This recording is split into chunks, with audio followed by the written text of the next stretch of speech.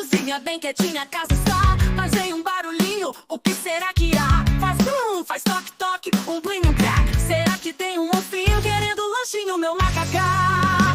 O som que vem da geladeira é de arrepiar, mas é só o iogurte querendo dançar. A manteiga chia, o queijo faz chum, o suco de laranja pula igual a um tamborim. Geladeira animada, cheia de emoção,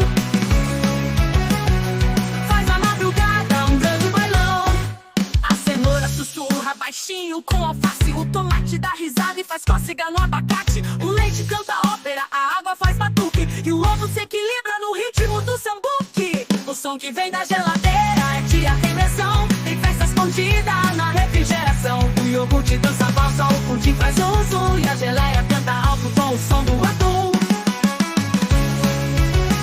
Geladeira animada, cheia de emoção, faz a madrugada um grande bailão. Abre a portinha e o silêncio aparece, mas quando fecha de novo a